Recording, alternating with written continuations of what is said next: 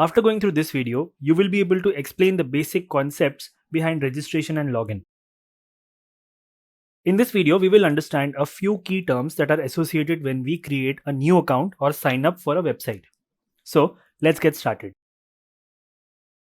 The first important term is registration or sign up. We all have already registered ourselves on the Internshala Trainings website. And I'm sure you would have registered on many other websites like Facebook or Instagram or Gmail. Now, registration in simple words means creating an account on a website.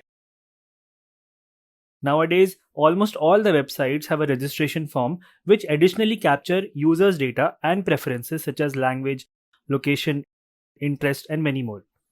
Websites use this information to give the users a customized experience. Whether it's Netflix, YouTube, Myntra, or any other website, based on the user's preference, they display information to them. A registration form contains some specific fields including an email or a username and a password which a user has to fill in order to create an account. When a user enters all this information and submits the form, an account is created for the user and all this information is saved in their account. Next, we have identification and authentication. Once we create an account, we can log into the website by filling the details in the login form. In the login form, we usually have two fields. One is the username or the email field and the other is password. When we add the detail in the username or email field, we are basically trying to identify the user. And the password field authenticates that the user who is trying to log in is usually the same user who has created the account. Once the identification and authentication is successfully done, the user is then redirected to his custom dashboard or account. Let us take another example. We all use Facebook, right? In our friend list, we can see the usernames of our friends. Suppose we want to log in into the account of one of our friends. So, we will take the username and we'll enter it in the login form. The form will show us the profile picture of the user. This is identification. But now, as we don't have the password, we won't be able to log in into the account.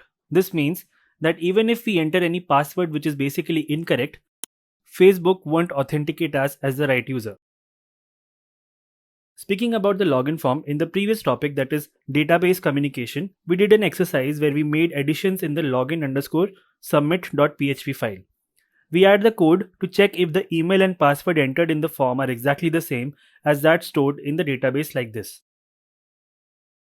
So here in the login_form webpage, I will enter the email and password which we have already entered in the test database. And if it does not match, it will say login failed. But if it matches, it will print hello followed by the name as stored in the database. We will take the same file and continue to work around it. In case you have not created this file, I would recommend you to pause the video here and first create the file as per the guidelines mentioned in the exercise. Now, let's take this form a step forward. Suppose after successfully matching on the email and password, we want to add a link saying click here which will take the user to the dashboard page. A dashboard is the page which contains user related information. For example, if you view your Internshala trainings dashboard, you can see the trainings for which you have enrolled along with some other information. This dashboard is too complex for now. So let us say the dashboard which we are talking about should only print hello followed by the user's name. To add the click here link in the login_submit page, what will you possibly do? That is, how will you add the anchor tag only when the email and password is correct? Or in other words, how to add the code snippet inside the PHP if condition. You may pause the video and think for a moment. Well, the answer is simple. Simply add the HTML code snippet in the echo statement. This is also a solution but not a convenient one. Here, it looked simple because the code snippet that we added was small. What if there was a bigger code block? In such cases, we have a more convenient and a simple way. We close the PHP tag where we want to add any non-PHP content and then open the PHP tag again like this. In our case, as the HTML code snippet is the non-PHP part, therefore we have closed the PHP tag before this snippet. And once we have added the HTML snippet, we have again opened the PHP tag. Also, note that we have added this snippet inside the if condition. This means the HTML code will be included only when the condition is true. Otherwise, it will be ignored. Now, The other underlying challenge here is to create the dashboard.php file which should print the name of the user after the user has successfully logged in.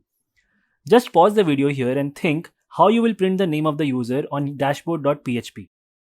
So here, even if we try to pass information from one file to another or any other method based on what we have learned so far in this training, we won't be able to print anything. Now to understand the reason behind this, we have to go through the communication steps once again.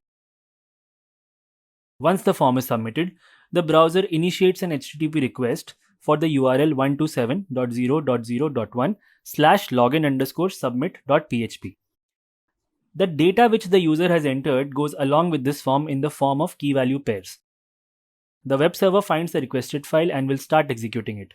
It then fetches the username and password using the $post superglobal variable and matches with the username and password stored in the database. If the username and password matches, it will print the name along with the link to the dashboard.php file. Now, things become really interesting when the user clicks on the click here hyperlink which he got as a response from the browser. This will generate another HTTP request which this time is for dashboard.php file. Note that this time no data goes along with this HTTP request. And since there is no data, there is no way the web server, while executing dashboard.php, will have any information about the user's name and hence it will not be able to print it. To summarize, when a user clicks click here, it initiates a separate new request for dashboard.php. So the information from login_submit.php cannot be carried forward to dashboard.php because no information goes along with the request. In other words, there must be some information that must go along so that the web server can identify the user and fetch the corresponding information. Now, what this information is and how to pass it, this is something we will continue to explore in the next topic. See you soon.